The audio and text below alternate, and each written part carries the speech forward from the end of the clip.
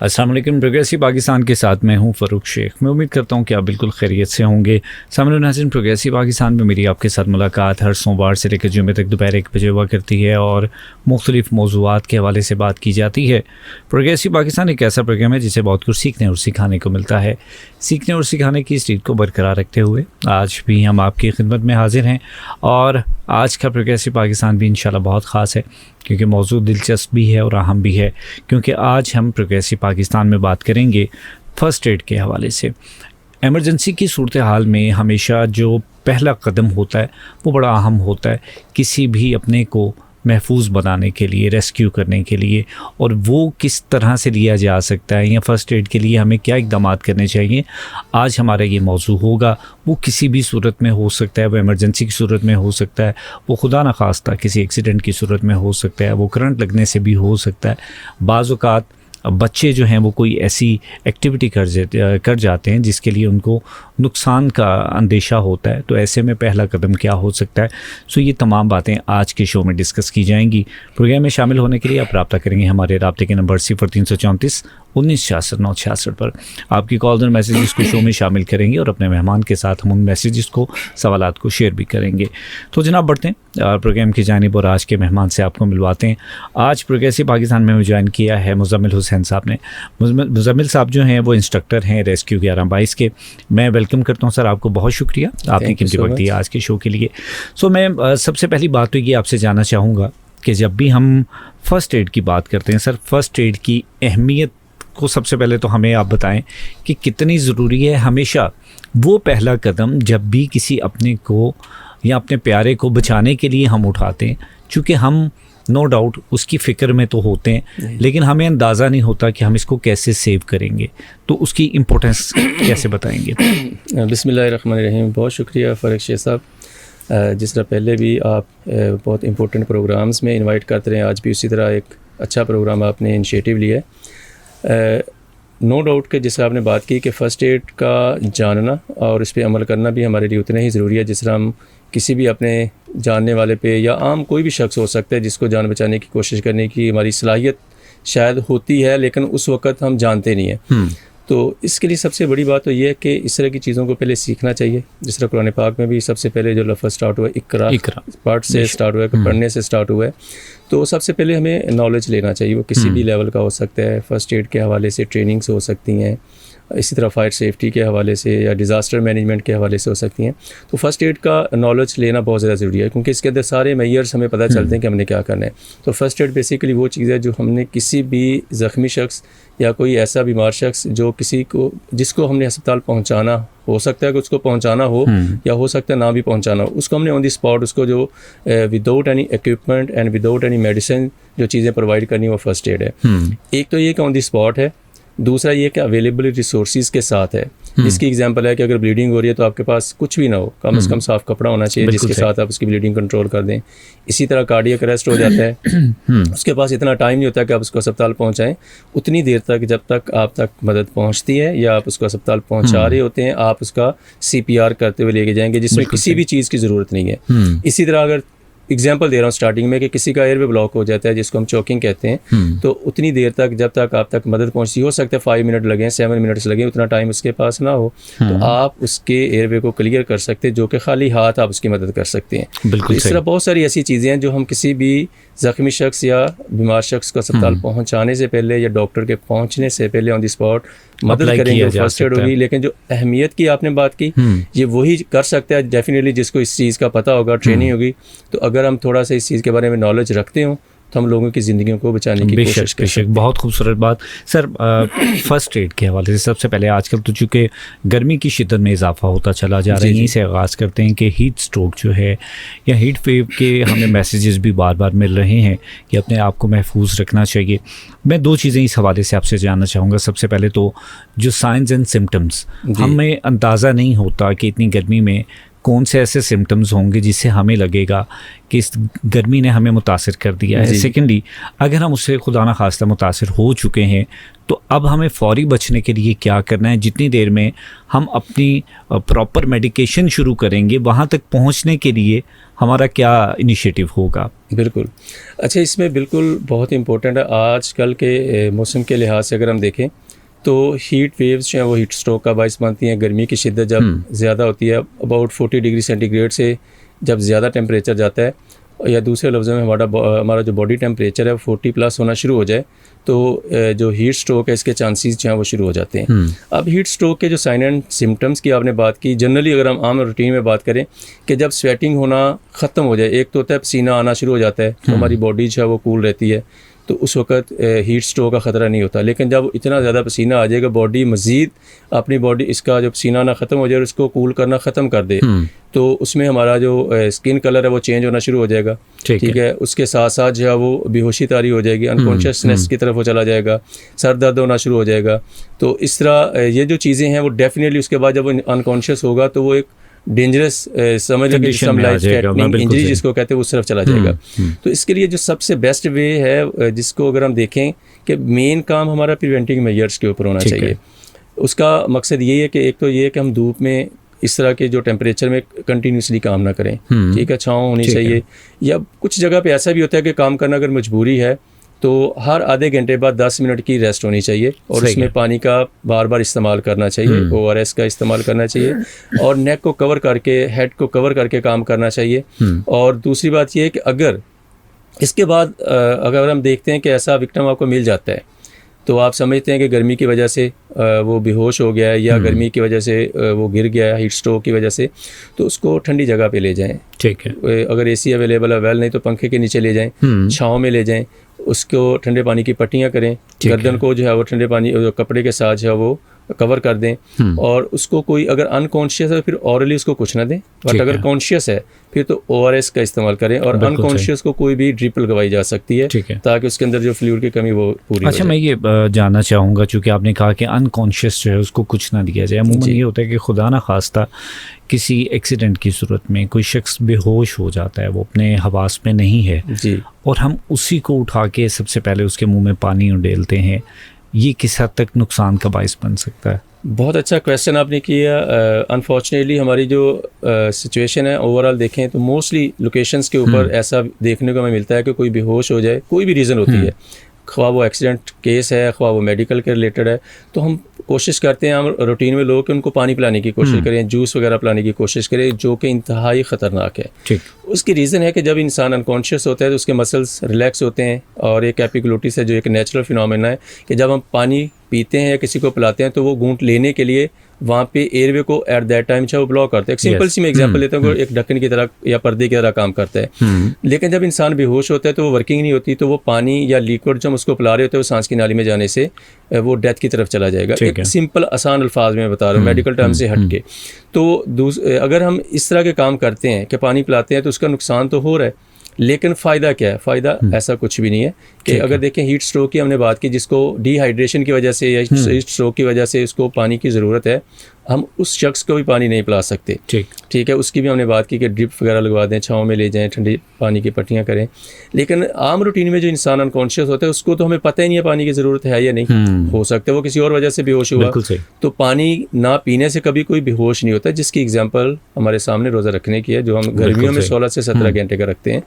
तो पानी पिलाना जो है वो ख़तरनाक है, लेकिन हमारे माइंड में जो कंसेप्ट बना हुआ है कि पानी ना पिलाएंगे तो शायद नुकसान होगा, ऐसा नहीं है। तो वो फोकस जो हमारे माइंड में उस चीज़ को नहीं हमने देखना।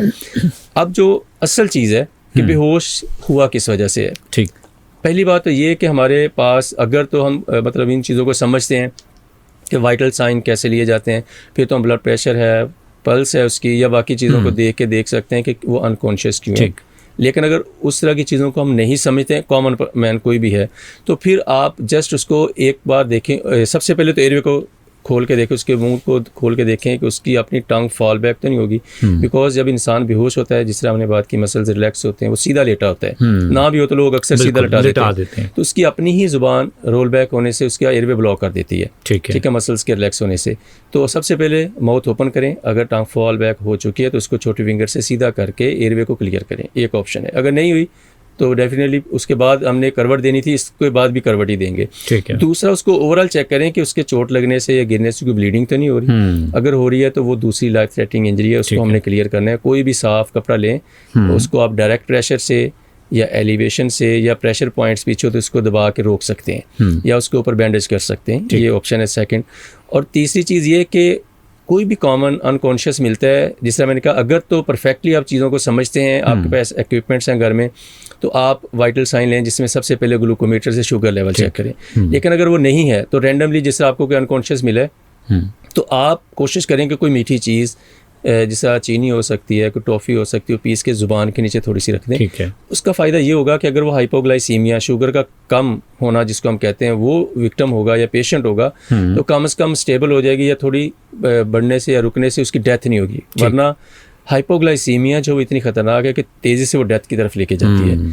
तो हम अगर ये काम कर लें तो कम से कम उसकी डेथ से उसको बचा सकते हैं, ठीक। तो कोशिश करें ये 3 काम, एयरवे को क्लियर करें, ब्लीडिंग को अगर हो रही है स्टॉप करें, और कोई थोड़ी सी मीठी चीज़ ज़ुबान के नीचे रखते हैं। ये अनकॉन्शियस की आप ट्रीटमेंट वो कर सकते हैं जिसमें आप खाली आते हैं। बिल्कुल सही। एक्सीडेंट्स में एक तो ये फैक्टर है अनकॉन्शियस वाला, दूसरा ये होता है कि खुदा ना खास्ता कोई फ्रैक्चर है, किसी को हो गया, को गिर गया है, टांग पे चोट लगी है, वक्ती तौर पर जब जैसे ही कोई गिरता है तो शायद अंदाज़ा नहीं होता हमें, बिल्कुल। और हम जो सबसे बड़ी और पहली गलती करते हैं वो ये है कि हम उसको उठा के चलाने की कोशिश करते हैं, बिल्कुल ऐसे। तो सर वो चीज़ भी इफ़ेक्ट करती है, वो काम लंबा कर सकती है? बिल्कुल बिल्कुल, आपने सही पॉइंट आउट किया।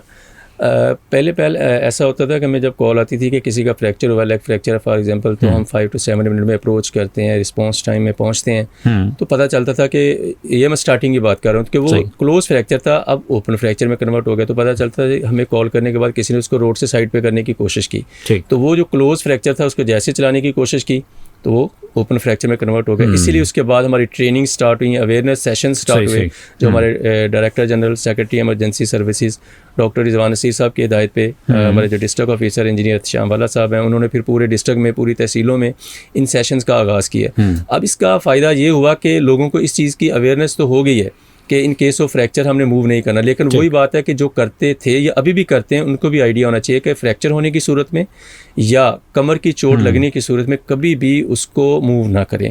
अब देखिए, वो तमाम चीज़ें टेम्परेरी डिसेबिलिटी हैं जो कि दोबारा ठीक हो सकती हैं, लेकिन जब हम उसको गलत तरीके से शिफ्ट करते हैं तो वो एक तो नुकसान बढ़ाते हैं, लेकिन अगर कमर की चोट की बात करें, उसको चलने का कहेंगे, सहारा दे के चलाएंगे या हाथों से पाँव से उठाएंगे, तो उसकी कमर में जो वर्टिब्राज होते हैं वो डैमेज होने की वजह से वो टेम्परेरी डिसेबिलिटी होती है जो ठीक हो सकती थी। लेकिन जैसे वो हिस्सा टर्न होगा तो क्या होगा, वो अंदर से स्पाइनल कार्ड को डैमेज कर देगा या दबाव में ले आएगा, तो वो बॉडी स्पेशली लोअर पार्ट जो पैरालाइज हो जाएगा, तो वो परमानेंट डिसेबिलिटी में कन्वर्ट हो सकती है। तो हम अपनी तरफ से उसकी मदद कर रहे हैं, बट वो नुकसान में जा रहा है, इतना नुकसान में कि दोबारा शायद वो ठीक ना हो सके। तो इसलिए इस तरह के काम आपने नहीं करने, रेस्क्यू 112 पे कॉल करनी है, उनको बताना है, वो आपको खुद बताएंगे कि इन दैट केस आपने क्या करना है, या वेट करने का कहेंगे, उतनी देर में आप तक इमरजेंसी सर्विस पहुँचेगी।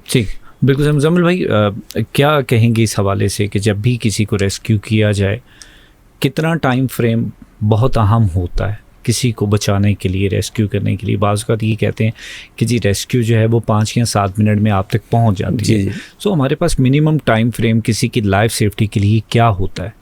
देखिए जी, एक लफ्ज़ मेडिकल टर्म में बड़ा पॉपुलर है, first hour is a golden hour, लेकिन वो तो बड़ी लंबी बात है। हम कहते हैं कि फर्स्ट मिनट जो होता है वो भी बड़ा इंपॉर्टेंट है। एक्चुअली जो 4 से 5 मिनट, इसको बहुत ज़्यादा अहमियत दी गई है फर्स्ट एड के हवाले से। इसकी मैं 2-3 चीज़ों से एग्जांपल देता हूँ कि अगर हार्ट अटैक की वजह से कार्डियक अरेस्ट में चला गया या किसी भी रीज़न की वजह से वो कार्डियक अरेस्ट में चला गया, तो हर 1 मिनट गुजरने के बाद उसके रिवर्स होने के 10% चांसेस कम होते जाते हैं। एग्जाम्पल, अगर आपने 2 मिनट में CPR शुरू कर दिया है तो अभी 80% चांस उसके हैं रिससिटेट होने के, बहाल होने के। 5 मिनट में किया तो 50-50 हो गए, 6 मिनट में किया तो 60% चांस कम हो गए। सेम अगर ब्लीडिंग की बात करें तो ब्लीडिंग में 1 मिनट भी बहुत ज़्यादा है, ठीक है। और ये है अकॉर्डिंग टू सिचुएशन कि जिस तरह अगर कैरोटिड पल्स की हम बात करते हैं, नेक के करीब है, वहाँ पे कट लग जाता है तो वो वहाँ पे सेकंड्स की बात है। बिल्कुल। थाई पे कट लग जाए तो वहाँ से 1 से 1.5 लीटर खून निकल सकता है, वो शॉक में जा सकता है और उसकी डेथ हो सकती है। लेकिन इसी तरह कुछ इंजरीज ऐसी हैं जहाँ पे ब्लीडिंग कम होती है, तो वो अकॉर्डिंग टू सिचुएशन है, बट उसमें भी आपके पास टाइम इतना नहीं होता, तो आप कोशिश करनी ये चाहिए कि जितना जल्दी हो सके इन दैट केस आप करें। इसी तरह एयरवे ब्लॉक हो जाए तो आप सारे समझते हैं, हम सारे समझते हैं कि वो एयरवे ब्लॉक हो जाए तो हमारे पास 1 से 1.5 मिनट का टाइम है, बिल्कुल। उसके बाद हो सकता है उसकी वो डेथ की तरफ चला जाए।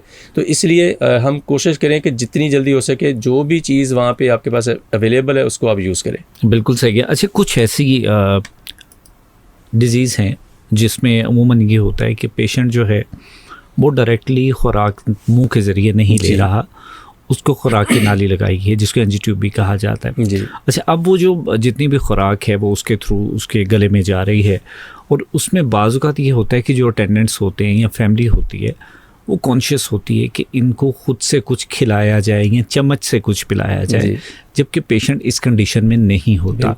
सो ऐसी कंडीशन में अगर किसी को चॉकिंग हो जाती है तो उसके लिए फ़र्स्ट एड क्या है, कैसे उसको संभाला जा सकता है, क्योर किया जा सकता है, वो पेशेंट जो अभी मुकम्मल तौर पर कॉन्शियस में भी नहीं है, अगर थोड़ा बहुत है भी तो शायद वो उस तरीके से अपने आप को रिस्पॉन्ड नहीं कर पा रहा। बिल्कुल बिल्कुल। अब इसके हवाले से अगर हम देखें तो एक आपने जो बात की कि वो पेशेंट है उसके साथ भी ऐसा हो सकता है, एक मैं साथ बात को अटैच करता हूँ कि एक आम कॉमन पर्सन कोई भी चीज़ खा रहा है तो उसके साथ भी ऐसा हो सकता है कि वो कोई चीज़ खा रहा था, लुकमा फंस गया।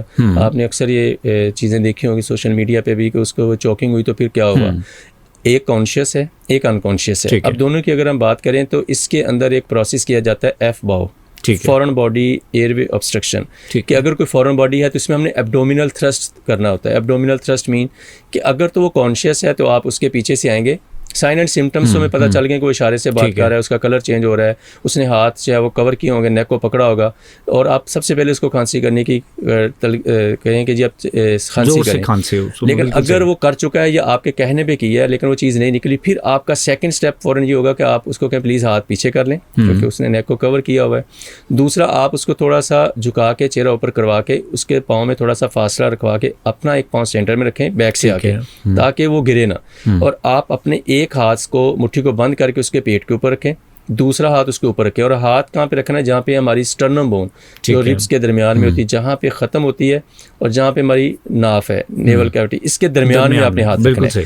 और उसको हाथ को रखने के बाद दोनों हाथ आप अटैच हो गए, दूसरा हाथ ऊपर रख दिया तो उसको पुश करना अपनी तरफ, ठीक है, उसको इनवर्ड एंड अपवर्ड पुश करें तो प्रेशर के साथ क्या होगा, जो भी चीज़ होगी वो निकल जाएगी या मुंह में आ जाएगी। लेकिन अगर फर्स्ट टाइम नहीं होता, सेकंड ट्राई करें, थर्ड ट्राई करें, और इसके साथ साथ अगर वो अनकॉन्शियस हो या वही हो जाता है या जिस तरह आपने एग्जांपल दी, तो उसके लेटे हुए ही आपने उसकी लेग साइड से आके उसके पेट के ऊपर उसी तरह हाथ रखना है, ठीक है, और दोनों हाथों को आपने एक दूसरे के ऊपर रखते हुए उसके ऊपर वाली साइड पे इनवर्ड एंड अपवर्ड जो है वो प्रेशर के साथ आपने उसको एब्डोमिनल थ्रस्ट देना है, और उसकी वजह से क्या होगा, वो चीज़ जो है वो डेफिनेटली उसी तरह जिससे मैंने बताया या मुंह में आ जाएगी या बाहर निकल जाएगी। बिल्कुल सही है सर। इसमें एक बड़ी अहम चीज़, क्योंकि हम डिफरेंट मिथ्स को भी साथ साथ डिस्कस करते हैं, या वो प्रैक्टिसेस जो अमूमन हम घरों में कर जाते हैं लेकिन हमें अंदाज़ा नहीं होता ये ठीक है ये गलत है।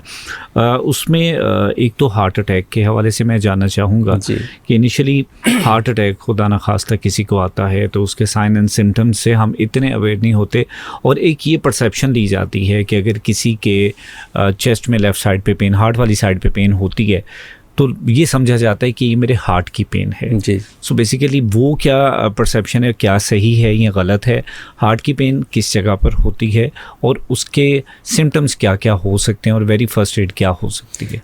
बिल्कुल ये भी एक कॉमन चीज़ है जो बहुत सारे लोगों के साथ आती है, और सामने देखने के बावजूद कुछ लोगों को आइडिया नहीं होता और कुछ जज कर जाते हैं। तो एक तो ये है कि साइन एंड सिम्टम्स, साइन वो हैं जो आपको नज़र आ रहे हैं, सिम्टम्स वो हैं जो पेशेंट आपको बता सकता है। तो इसमें वो चीज़ जो नज़र आ रही है या वो आपको बताई जा रही, दोनों की अगर हम बात करें तो एक तो ये आपने बिल्कुल सही जज किया कि जो पेन है ये बेसिकली हमारी जो हार्ट है ना, इसकी पोजीशन जो होती है वो अंडर द स्टर्नम सेंटर पे होती है, मतलब दोनों रिब्स के दरमियान में जो हमारी बोन है जिसको हम स्टर्नम बोन कहते हैं, उसके अंडर जो है वो हमारा हार्ट होता है, ठीक है, लेकिन बट स्लाइटली लेफ्ट होता है। वेंट्रिकल्स जो होते हैं वो under the sternum and slightly left होते हैं। तो ये सेंटर में थोड़ा सा हमारे अगर देखें दोनों रिब्स के दरमियान में पेन जो है वो आपको ज़्यादा फील होगी, और इसके साथ साथ बैक साइड पे जाएगी, शोल्डर में जाएगी, लेफ्ट आर्म में जाएगी, और स्वेटिंग होना शुरू हो जाएगी, सांस लेने में डिफ़िकल्टी होगी।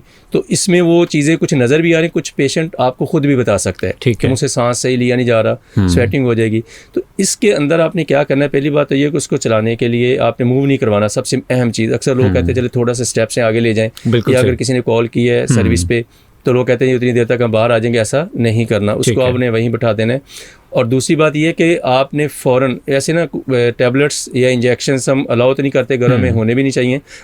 फर्स्ट एड बॉक्स होना चाहिए, लेकिन ये एनजीसी टैबलेट एक ऐसी टैबलेट है जो घरों में होनी चाहिए कि इन दैट केस अगर इस तरह की सिचुएशन आपको लगती है तो आप हाफ उसकी ज़ुबान के नीचे रख दें। तो ये बहुत अच्छी है, इफेक्टिव जो है रोल अदा करती है।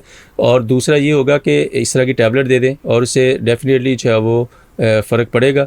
और अल्लाह ना करे इसकी वजह से अगर सांस और दिल बंद हो जाता है तो आप चाहे जब तक आप तक कोई सर्विस आती है, जिस तरह मैंने कहा कॉल लाजमी कर देनी है, तो उतनी देर में अगर सांस और दिल बंद होता है तो आप CPR ज़रूर करें। CPR की एक स्पेसिफिक ट्रेनिंग है, नॉलेज होना चाहिए। लेकिन थोड़ा सा अगर मैं 1-2 सेकंड में बताऊं कि दोनों हाथों को सीधा रखते हुए उसी तरह सेंटर में, जिस तरह मैंने बताया स्टर्नो बोन है, थोड़ा लोअर साइड पे उसको हाथ को सीधा 90 के एंगल से रखते हुए शोल्डर के साथ ज़ोर के साथ उसको 2 से 2.5 इंच 100 या 120 की स्पीड से दबाते रहें, और तब तक जब तक आप तक कोई मदद नहीं पहुँचती आप उसको कंप्रेशन देते रहें। बिल्कुल सही है, बिल्कुल सही, बहुत खूबसूरत। जनाब, अवेयरनेस का सिलसिला जारी है। मुजम्मिल हुसैन साहब मेरे साथ मौजूद हैं, रेस्क्यू 1122 से इनका ताल्लुक़ है। सो कुछ और मिथ्स, कुछ कॉमन प्रैक्टिसेस जो अमूमन हम घरों पर करते हैं और इस सोच के साथ करते हैं कि शायद ये चीज़ें दुरुस्त होंगी, लेकिन बाद में पता लगता है कि वो शायद नुकसान को बढ़ा चुकी हैं। अब कुछ ऐसी प्रैक्टिसेस में हम डिस्कस करेंगे। कुछ जलने के वाक़यात होते हैं, तो ऐसे में वेरी फर्स्ट एड क्या होती है। फिर इसी के साथ साथ किसी को स्ट्रोक आ जाता है, जिसको हम कहते हैं फालिज का अटैक आ जाता है, तो ऐसे में सबसे पहले क्या किया जाएगा, क्या ऐसी कोशिश होगी कि हम अपने किसी प्यारे को, अजीज़ को बचा सकें। शुगर के पेशेंट्स बहुत सारे होते हैं, फिर ऊपर से गर्मी भी है, तो अपने आप को कैसे महफूज रखा जाएगा ये भी जाना जाएगा। लेकिन अभी चलते हैं एक शॉर्ट ब्रेक की तरफ, ब्रेक से वापस आएंगे, गुफ्तगू को जारी रखेंगे। आप मेरे साथ रब्ता करेंगे 0334 19 66 966 पर। कहीं जाइएगा मत, मिलते हैं इस ब्रेक के बाद।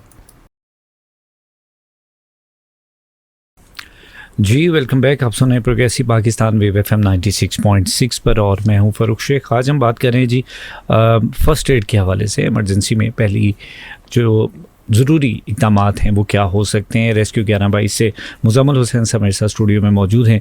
ब्रेक पर जाने से पहले हम कुछ ऐसी एमरजेंसी कंडीशंस को डिस्कस कर रहे थे जिनमें अपने किसी भी प्यारे को या अजीज़ को बचाना हमारे लिए आसान हो सके।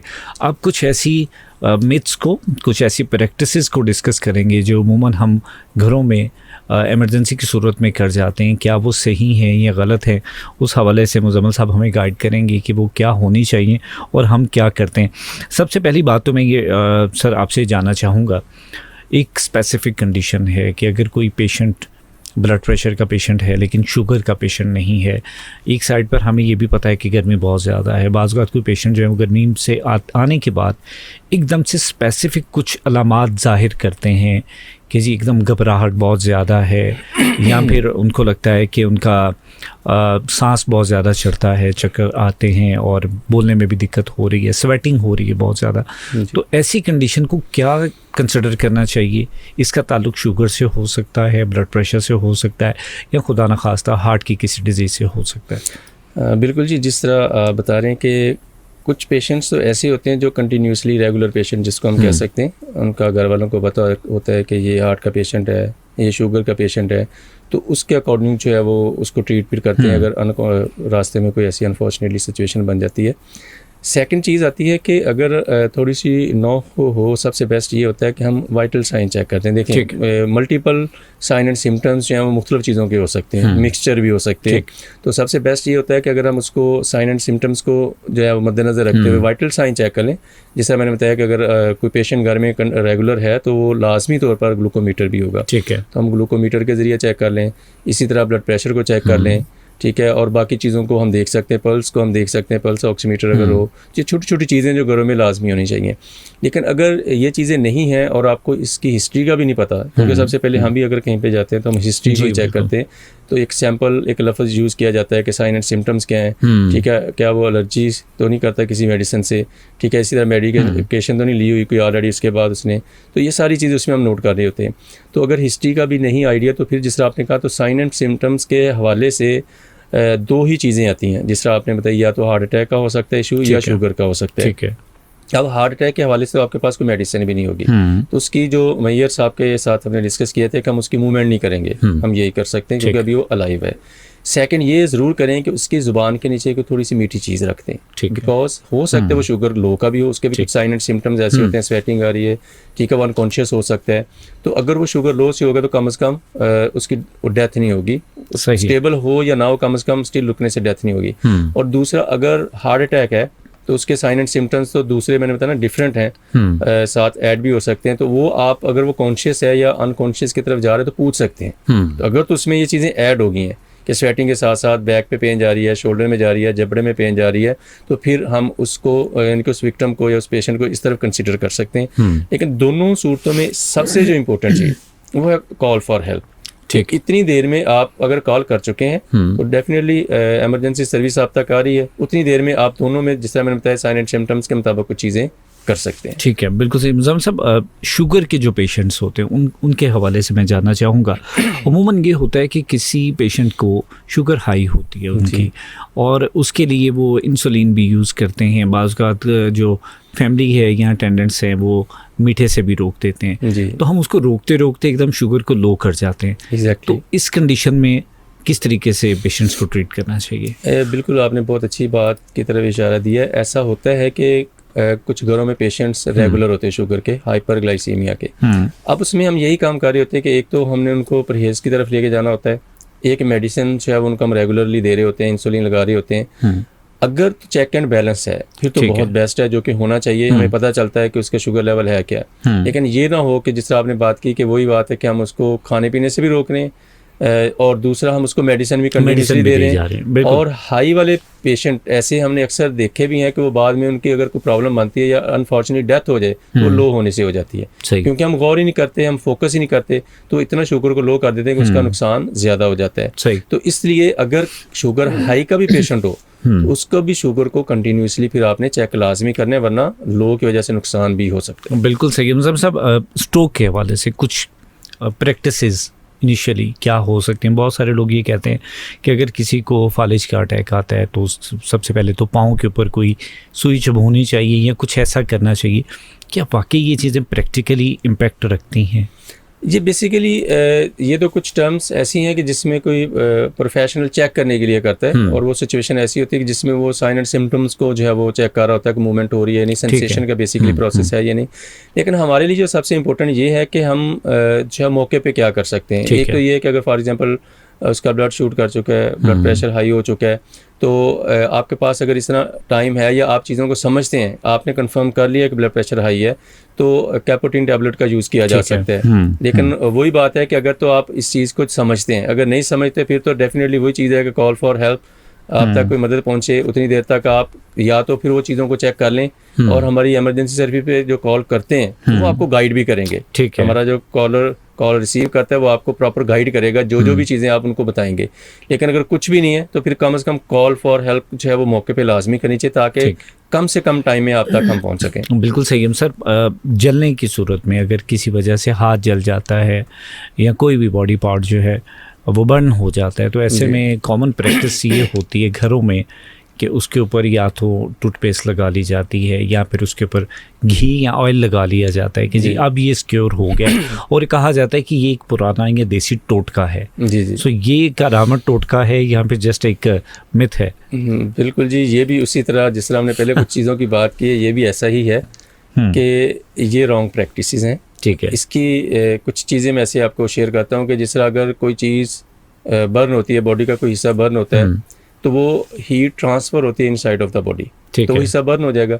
अब हमने क्या किया, उसको हमने कोई चीज़ लगा दी उसके ऊपर, कोई ठंडी चीज़, मतलब हम समझते हैं जी जिस तरह टूथपेस्ट है, क्रीम या लोशन है, तो वो उसके ऊपर जो लगाएंगे तो क्या होगा, वो उसको ट्रैप कर देगी, हीट को ट्रैप कर देगी। एक तो टूथपेस्ट के लगाने की वजह से थोड़ी देर के लिए ठंडक फील होती है, लेकिन उसके बाद उसके केमिकल्स उसको नुकसान पहुंचाते हैं। लेकिन अगर किसी भी चीज़ को हमने उसके ऊपर लगाया है तो वो क्या करेगी, वो हीट को ट्रैप करेगी। अब वो हीट जो इन साइड पे आम रूटीन में गई थी, हम कुछ भी ना करते तो शायद वो इतना नुकसान ना करती, लेकिन हमारे वो चीज़ लगाने से वो नुकसान इतना बढ़ जाएगा कि वो जो चीज़ 2-4 दिनों में ठीक होनी थी वो हफ्तों पे, महीनों पे चली जाएगी। ठीक है। लेकिन जो हमें करना चाहिए, शायद हम उसको अक्सर लोग रॉन्ग मेथड समझते हैं, जो कि राइट है, वो ये है कि उसके ऊपर पानी का बहाव करें।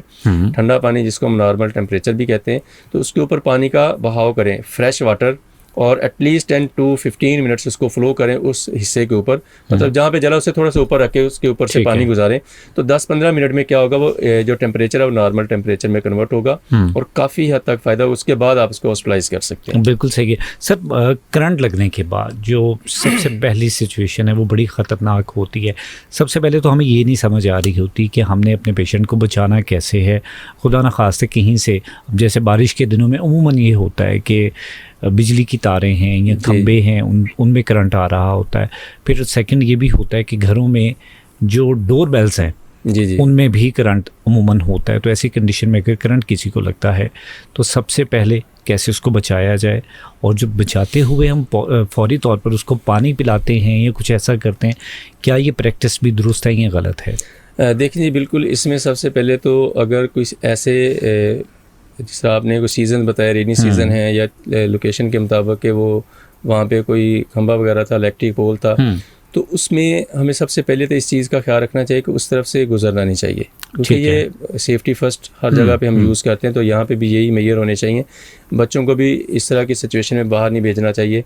और जिस तरह आपने कहा डोरबेल वगैरह में अगर करंट आता है तो वो भी इस तरह की सिचुएशन में आता है जब बारिशें हुई होती हैं। बिल्कुल। तो उससे हमें अवॉइड करना चाहिए कि बजाय इसके हम डोरबेल दें, वैसे नॉक कर दें डोर को। अब इसके अलावा जो आपने बताया कि अगर बाय चांस ऐसा हो जाए तो देन क्या करना चाहिए। देन हम सारे समझते हैं कि हम डायरेक्टली उसको हाथ लगा के साइड पे नहीं कर सकते। एक तो ये कि कुछ जगह पे जहाँ पे हम पीछे से इलेक्ट्रिसिटी ऑफ कर सकते हैं, वेल वो करवा दें। अगर नहीं कर सकते, किसी नॉन कंडक्टर चीज़ से अपनी सेफ्टी को इंश्योर करते हुए, ये देखिए 2 चीज़ें यहाँ पे लाजमी हमने ज़हन में रखनी है। First safety yourself, then second safety of the victim, कि अपनी सेफ्टी को भी इंश्योर करना है और उस विक्टिम की सेफ्टी को भी इंश्योर करना है। अगर हम खुद सिक्योर होंगे तो हम किसी की लाइफ को सेव कर सकते हैं। तो उसको हम किसी नॉन कंडक्टर चीज़ से साइड पे करेंगे। अब उसके बाद ये कि उसको लगने के बाद जो प्रोसेस आता है तीसरे स्टेप पे, अब वो 3 तरह के लोग हो सकते हैं। एक वो जिसको बिजली का झटका लगा बट नॉर्मल था, वो होश में है, तो उसके लिए कोई खतरे वाली बात नहीं है। ठीक है। उसको लोग गर्म दूध वगैरह पिला देते हैं, नो इशू।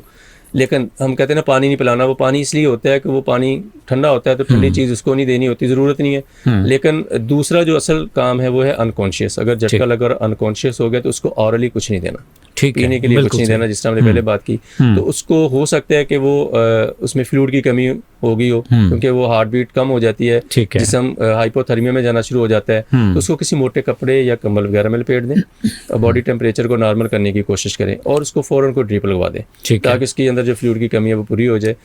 तीसरा जो स्टेप है वो ये हो सकता है, बहुत बड़ा शॉक लगा और वो कार्डियक अरेस्ट में चला गया, तो कार्डियक अरेस्ट का जो सबसे बेस्ट वे है वो है CPR। और CPR अगर हम एग्जांपल में देता हूँ कि 100 मुख्तलिफ जो उसकी कॉज थी कार्डियक अरेस्ट की, उसको हमने CPR किया, तो उसमें जो टॉप 5 हैं जिसका रिजल्ट सबसे बेस्ट हो सकता है रिससिटेट होने का, वो है कि अगर किसी को इलेक्ट्रिक शॉक लगा है तो आप उसका CPR करें, तो उसमें टॉप 5 में जिस तरह मैंने बात की उसके चांसेस ज़्यादा हैं रिवर्स होने के। ठीक है। तो जिस तरह कार्डियक अरेस्ट होता है हार्ट अटैक से, इसी तरह इलेक्ट्रिक शॉक से या पानी में डूबे हुए शख्स की वजह से, तो इनके चांसेस दूसरे लोगों से निस्बत ज़्यादा होंगे कि वो रिवर्स होने के। बिल्कुल सही। मुज़म्मिल भाई, जो जैसे भी हम थोड़ी देर पहले डिस्कस कर रहे थे कि जो कोई ऐसा शख्स है अगर वो किसी वजह से बर्न हो जाता है, हाथ जल जाता है या बॉडी का कोई पार्ट जल जाता है, वो वाले, और सेकेंडली कंपैरेटिवली वो लोग जिनके ऊपर कोई एसिड गिर गया है काम करते हुए, बाज़ वक़्त हाथों पे एसिड गिर जाता है, तो दोनों को क्या सेम ट्रीटमेंट रिक्वायर होती है या दूसरी कंडीशन में ट्रीटमेंट में फ़र्क होता है? बेसिकली देखें जी, इसमें भी पानी का बहाव ही होगा एसिड के ऊपर। उसकी वजह यह है कि कुछ हर एसिड जो है उसको इनके अगर हम देखें पानी के साथ रिएक्ट नहीं करता, एक चीज़ तो ये है। दूसरी बात ये है कि हम इक्वल क्वांटिटी में नहीं रख रहे। अब देखें ना, एसिड ने अगर जला दिया है तो वो तो डिज़ोल्व हो गया या उसके साथ समझ लें मिक्स हो गया। हम जो पानी के बहाव की बात करें वो लीटर्स में पानी बहाना है। ठीक है। हम उसके ऊपर जो पानी बहा रहे हैं वो कंटिन्यूसली 10 to 15 मिनट्स है, तो वो कम से कम जो है वो उसकी नुकसान को कम करेगा। इसी तरह अगर हम किसी पॉइजनिंग की बात करते हैं ये शायद नेक्स्ट में हम इसके ऊपर बात भी करते कि पॉइजनिंग की अगर हम बात करें उसमें भी ऐसा ही है कि अगर कोई लिक्विड लेता है, एक है वो जो सॉलिड टैबलेट ले लेता है, तो टैबलेट या सॉलिड चीज़ लेने की साथ अगर कोई चीज़ हो पॉइजनिंग की तो उसमें वॉमिट करवाई जाती है। अगर कोई लिक्विड लेता है तो उसको नहीं करवाते हैं, क्योंकि उसमें जितना नुकसान उसने जाते हुए किया उतना ही नुकसान वापसी में करेगा। तो इसलिए उस चीज़ पे भी हमें थोड़ा फोकस करना चाहिए। तो ये चीज़ें दोनों आपस में मिक्स होती हैं। बिल्कुल सही सर। बच्चों के हवाले से ख़ास तौर पर ये मैसेज बहुत अहम है कि जब भी हम बच्चों की सेहत की बात करते हैं तो बच्चे, छोटे बच्चे, बहुत सारे केसेस देखने में आते हैं, कोई ना कोई चीज़ निगल लेते हैं, जी जी, गले में कोई चीज़ फंस गई है और वालिदैन को नहीं अंदाज़ा होता कि अब इसको ट्रीट कैसे करना है, और उसको थपकी के तौर पे गर्दन पे या कमर पे पुश करते हैं या हाथ मारते हैं। तो उसके लिए बेहतर प्रैक्टिस क्या हो सकती है? बिल्कुल, इसके हवाले से अभी इससे पहले हमने जो बात की थी वो अडल्ट के हवाले से की थी कि कॉन्शियस हो या अनकॉन्शियस हो तो उसको हम एब्डोमिनल थ्रस्ट करते हैं। अब इसमें जो बच्चा है, इन्फेंट्स की अगर हम बात करें तो उसमें हम एक काम अगर देखें तो बैक से उसको थपकी दे रहे होते हैं, लेकिन जो सबसे बेस्ट फर्स्ट एड है इसकी वो ये है कि उसको आप अपनी थाई के ऊपर लटाएं और 45 के एंगल से उसको, उसका चेहरा नीचे की जानब रखें। बिल्कुल सही। और उसकी लेग्स को अपनी थाई के साइडों पे रख लें और उसको नीचे की जानब रखते हुए एक हाथ अपना नीचे रखें और उसके साथ उसके चेहरे को कवर करें और head tilt and chin lift कर दें, यानी कि चेहरे को थोड़ा सा ऊपर की जानब कर लें। और जो आपका दूसरा हाथ है, मीन के अगर फॉर एग्जांपल राइट हैंड है तो राइट हैंड आपका कमर के ऊपर आ जाएगा। ठीक है। अब उसको आपने दरमियान में, मतलब ऐसा हाथ रखें कि जिस तरह उसकी सेंटर में स्पाइनल कॉलम हो और साइडों पे जो हमारा स्कैपुला होता है वहाँ पे आपका हाथ जाए। तो इसको आपने ऊपर से नीचे की जानब जो है वो बैक ब्लोज देने हैं, थपकी ही जिसको हम कह सकते हैं। तो वो आपने ऊपर से नीचे की जानब उसको इसी तरह 5 बैक क्लोज देने हैं और उसके साथ हो सकता है वो चीज़ निकल जाए, लेकिन अनफॉर्चुनेटली अगर वो नहीं निकलती और उसका सांस का रास्ता बंद होने से, सांस तो पहले ही बंद था और सांस के साथ साथ हार्ट बीट भी स्टॉप हो जाती है, तो फिर ये continuously 5 back close 5 chest thrust हम दे सकते तब तक जब तक वो ठीक नहीं हो जाता या वो चीज़ निकल जाए और सांस और दिल बहाल ना हो जाए। बिल्कुल सही है सर।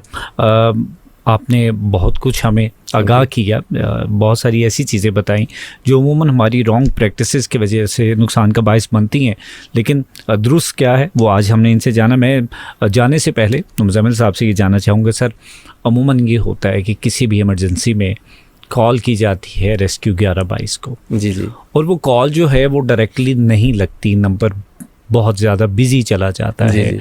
एक तो ये वजह होती है। सेकंड वजह ये होती है कि जब कभी कॉल की जाए और फेक कॉल जिसको हम कहते हैं, बहुत सारी फेक कॉल्स होती हैं, बच्चों के पास मोबाइल है और ये बड़ी एक अजीब सी प्रैक्टिस होती है कि चूँकि ये एक इमरजेंसी नंबर है तो बच्चे डायरेक्टली उसको एक्सेस करके मिला देते हैं। तो ऐसी सूरत में क्या पैगाम देना चाहेंगे जितने भी हमारे लिसनर्स हैं, व्यूअर्स हैं? देखिए, सबसे पहली बात तो ये है कि फर्स्ट अगर मैं कहूँ तो in case of any emergency you can call at rescue 1122। कहीं पे भी अनफॉर्चुनेटली कोई भी प्रॉब्लम बनती है, छोटी इमरजेंसी से लेकर बड़े डिजास्टर्स तक, आप रेस्क्यू 1122 पे विदाउट एनी हेजिटेशन जो है वो कॉल कर सकते हैं। ठीक। बट जो आपने बात की, ये सबसे इंपॉर्टेंट है कि बगैर वजह के कॉल नहीं करनी। उसकी वजह है कि जिस तरह मैं एग्जांपल देता हूँ डिस्ट्रिक्ट फैसलाबाद की, अप्रॉक्सीमेटली 450 to 500 के करीब हमें डेली इमरजेंसी कॉल्स हैं जिसके ऊपर हम रिस्पॉन्ड कर रहे हैं। बट जो कॉल की रेशियो है वो अप्रॉक्सीमेटली +2000 है। तो उनमें से रियल कॉल को निकालना, या दूसरे लफ्जों में जब कोई कॉल करता है नंबर बिजी हो जाता है, वो यही वजह बनती है कि मैक्सिमम लोग कॉल कर रहे होते हैं जिनको ज़रूरत नहीं भी है। तो इसमें जिस तरह हम फेक कॉल की बात करें ये भी कुछ हो सकती है, बट इसके ऊपर बहुत हद तक कंट्रोल कर लिया गया है। लेकिन इररेलेवेंट कॉल्स हैं, इंफॉर्मेटिव कॉल्स हैं, इस तरह की हो सकती हैं, बच्चों की कॉल्स हो सकती हैं। तो इस तरह हमें जो रेलिवेंट है उसी के ऊपर कॉल करनी चाहिए जो इमरजेंसी सिचुएशन है। अगर हम ज़्यादा लोग कॉल करेंगे तो जिसकी ज़रूरत है उसकी कॉल नहीं मिलेगी, या अनफॉर्चुनेटली कोई फेक कॉल करके गाड़ी वहाँ पे बुलवा लेता है और वहाँ पे पीछे कोई गाड़ी ना हो और एट दैट टाइम वहाँ पे किसी को ज़रूरत पड़ जाए तो गाड़ी ना आ जाए और उसकी अगर डेथ हो जाए तो उसकी जिम्मेदारी रॉन्ग कॉलर पे आएगी।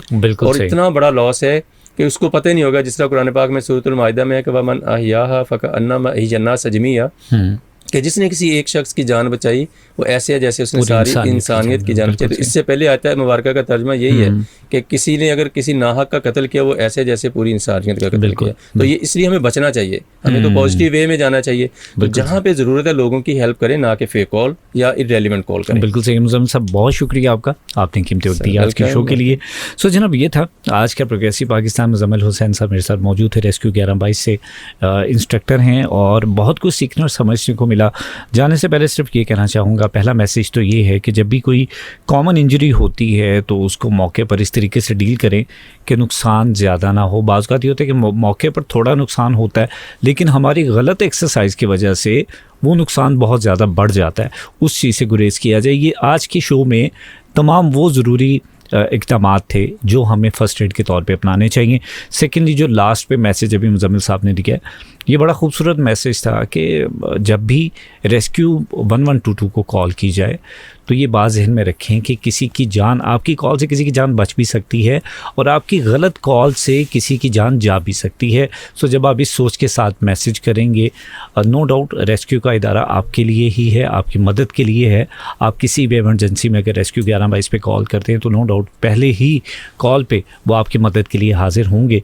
लेकिन उसके लिए आपको इस चीज़ का ख्याल रखना है कि हम बिल्कुल भी, जैसे बच्चों में ये प्रैक्टिस हम कर देते हैं, बच्चों को मोबाइल पकड़ाते हैं, बच्चे इमरजेंसी के नंबर्स में कोई भी कॉल मिला देते हैं और वो नंबर एंगेज हो जाता है। फिर जिसको ज़रूरत है वो कॉल करता है तो वो नंबर नहीं लगता। इसका मतलब ये है कि लोगों के लिए ये परसेप्शन जाती है शायद रेस्क्यू 112 का नंबर एंगेज रहता है। ऐसा नहीं है, लेकिन जो बच्चे इस तरीके से उसको यूज़ करते हैं वो गलत हो जाता है। सो जनाब, इसी बात के साथ आज के प्रोग्रेसिव पाकिस्तान से मुझे इजाज़त दीजिए। मेरी आपके साथ मुलाकात होगी इंशाल्लाह अगले प्रोग्राम में। तब तक के लिए अपना बहुत सारा ख्याल रखिएगा, दुआओं में लाजमी याद रखिएगा। अल्लाह ने के बाद।